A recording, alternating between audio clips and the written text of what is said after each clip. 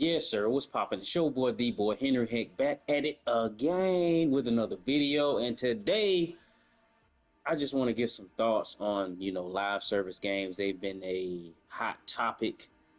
Um, to be honest, ever since PlayStation made the point to announce that they were pursuing games as a service and they were allocating certain amount of monies to in this pursuit of live service, and we had Naughty Dog cancel their game. We had Helldivers 2 come out be successful, and recently we have Concord to be announced, and people not having the most faith in the game. So I figured it'd be a good opportunity in order to give my opinion on live service games. And they are a genre of game, well, not necessarily a genre, but a style of game development that I've been, active within. A lot of times we get people who don't participate in live service games giving their opinion. A lot of times we got people who don't participate in PvP experiences and multiplayer experiences, primarily giving their opinion. So I figured it'd be a good opportunity for me, to give my piece on live service as a situation. I enjoy live service. I think it's a good avenue for certain games. I don't think every game should be live service. I don't think PlayStation should make it a point to state that they're jumping out the window and making a large portion of live service games, because their core base isn't multiplayer games. It isn't games as a service gamers.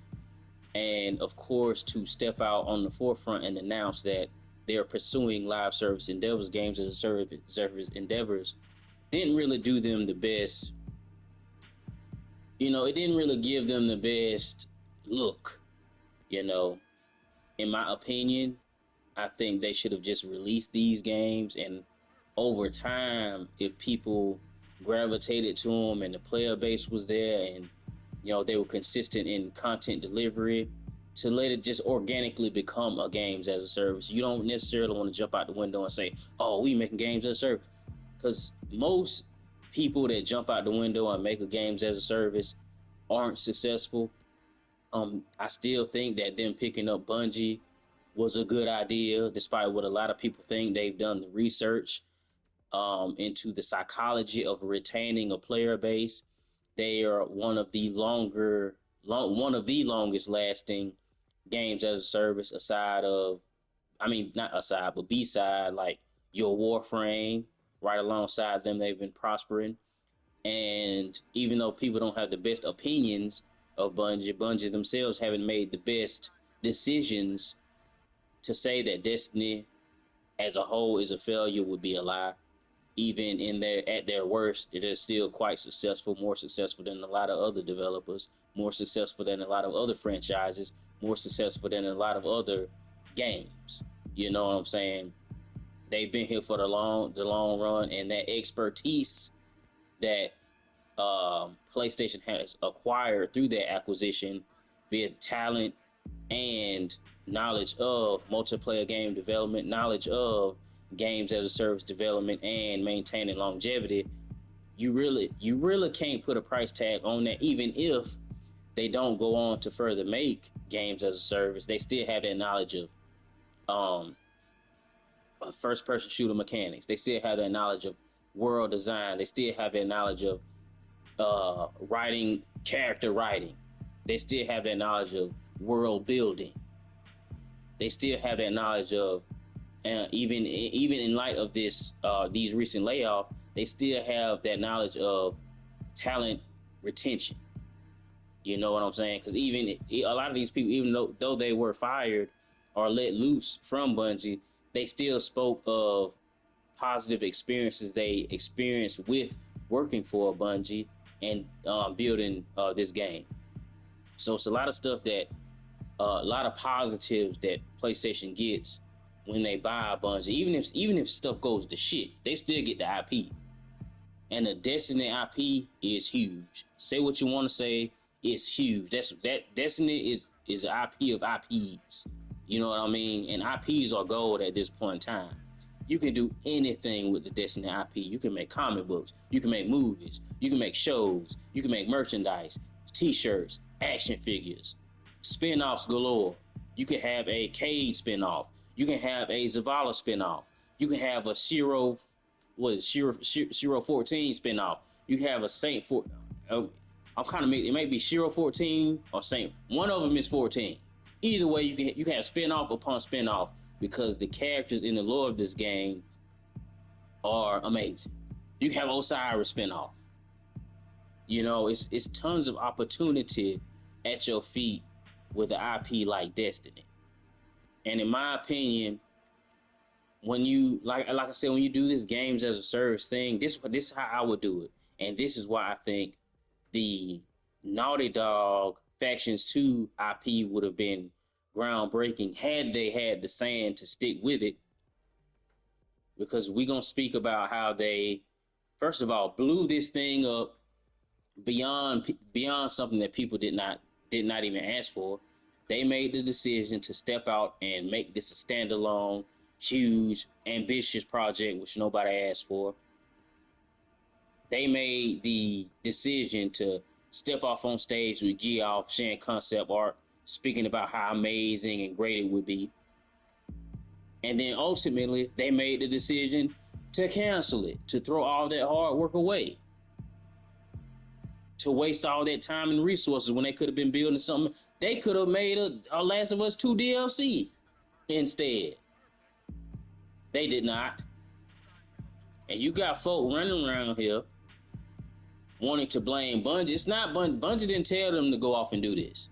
This is a decision they made well before Bungie got there. Oh, yeah, Bungie. This is a Naughty Dog issue. And this is one component that I think is key when you want to develop a live service game. Last of Us already has a world created, a world that people are attached to. You know, through Last of Us 1 and Last of Us 2, people got a sense of how the world actually works. How did this world come to be, and how and you know, the comings and goings of the people in the world. They know how stuff function. They know how the society functions amidst this disease that's taking hold of the world. So the world building is done already. People are attached to this world already. People are attached to the characters already.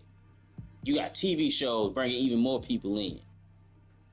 Naughty Dog just didn't have the sand to stick with it. They could have easily reached out to Sony PlayStation. Hey, we need some more folk. They could have easily reached out to Bungie. Hey, we need some more folk. They could have easily created a dialogue to say, hey, this is what we want to do. This is amazing. This is ambitious. Everybody loving it. Give us some more folk. Give us some more help. Let us formulate another studio solely surrounding this game. Give us the resources. They could have easily done that, but they didn't want to. They ain't had the sand.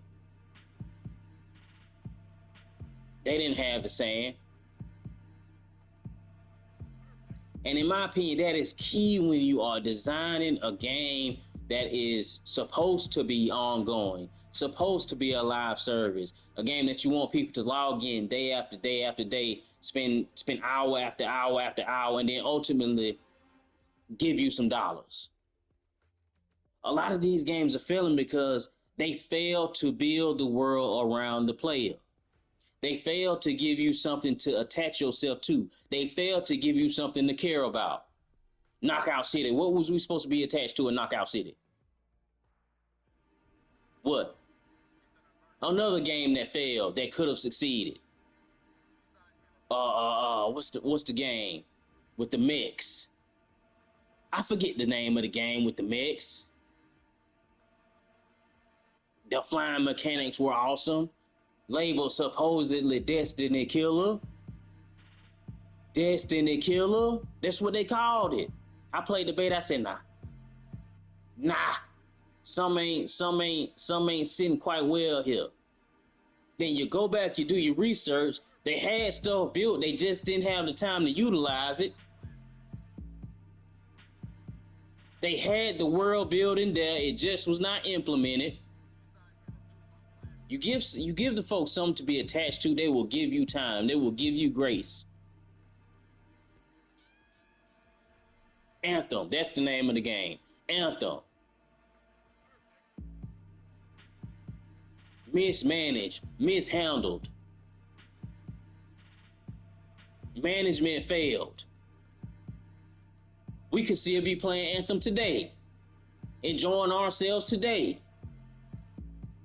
These folks want to sit up here. They first thing on their mind, like gotcha. Even though I enjoy gotcha, they build their game around the gotcha mechanic. These folks building their game around games as a service instead of building the game first.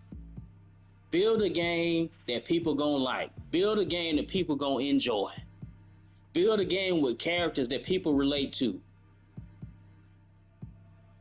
Ain't no need in damn the identity politics. Damn the representations. Yeah, I'm saying it. Damn the representation, damn it.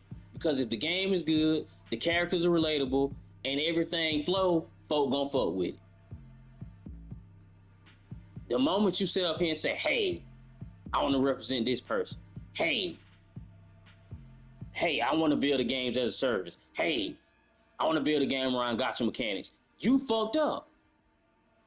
You fucked up. Video games ought to be designed around gameplay. Video games ought to be designed around good writing and storytelling.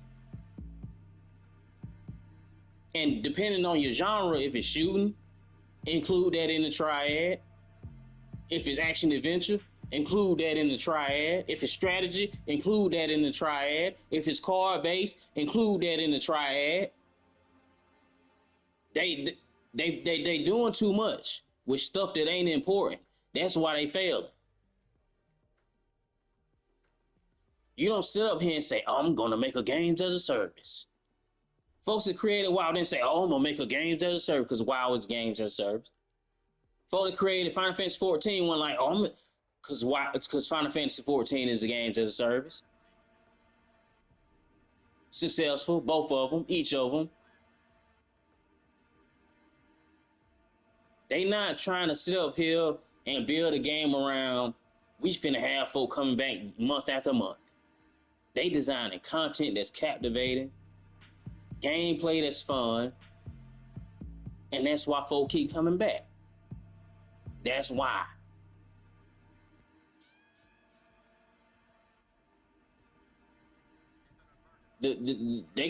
Folk got the wrong idea when you create something. And like I said, I'm a games as a service to enjoy it.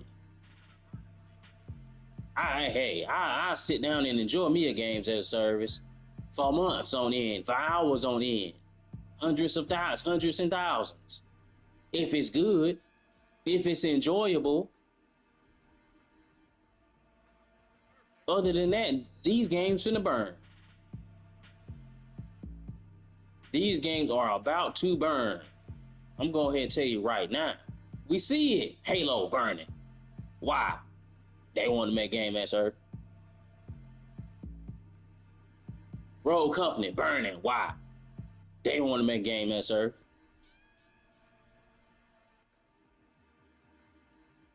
Knockout City burning. They want to make game as Rumbleverse burning.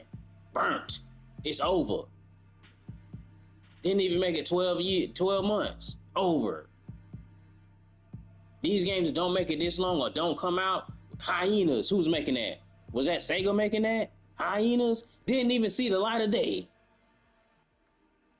Didn't even see the light of day.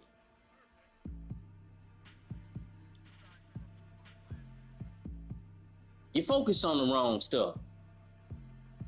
Concord, I'm gonna play this game because I like the gameplay. Fuck it being the games as a service. I like the gameplay. I like the movement. I like floating up. I pick Roke. I like floating up in the air, raining down hell and chaos upon them, upon my enemies. Because I don't want peace, I want problems. And I'm sick of it, bro. I'm sick of it because they give the whole genre a bad name when these folk don't do what they supposed to got there and do. Then people that refuse to think logically, refuse to be thoughtful. Oh, Bungie, Bungie was a bad. You ain't looking at the issue. You ain't assessing the problem.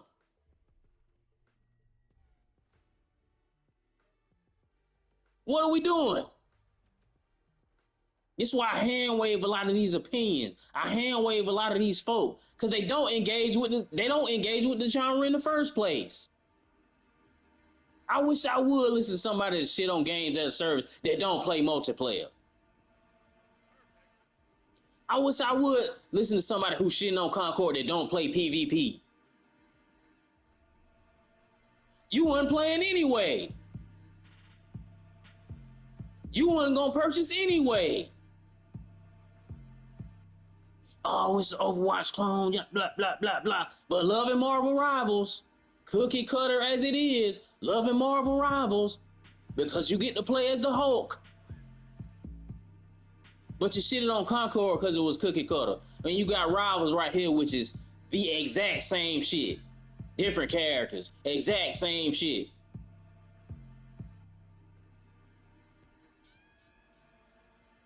Come on now, what we doing? What we doing? Just to reiterate my points, and this is toward the developer aspect. Don't sit up here and say, I'm gonna make a game, man. Don't say that. Just make a game.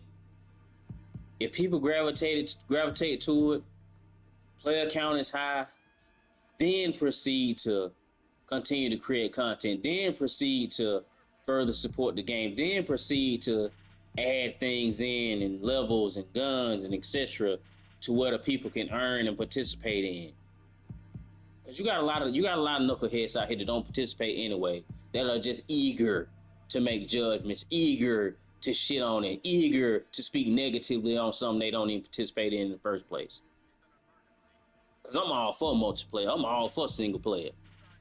I'm for both of them. But we get thousands of single player games a year. How many of those fail? How many of those flop? A bunch of them. It's expected. Everything ain't gonna be successful. Same thing with your multiplayer. Some stuff gonna win, some stuff gonna lose. It is what it is, the nature of the beast. But don't come over here pissing and moaning and shitting on the parade over here. Why you getting stuff? You getting stuff. If you don't like it, fine. You getting stuff on your side. On my side, we not necessarily getting quality multiplayer experiences on the regular. We not. Oh, it's oversaturated over here. This is hush. You got folks out here that was saying that Valorant and Overwatch is comparable. And when an individual make that kind of statement, you ain't played either one. They in no way, shape, or form play the same. No way, shape, or form. It's a hero base. Hush. That's all I gotta say, hush. Because then, and I'm not even a receipt checking kind of guy, because then I gotta ask you, how did you play it?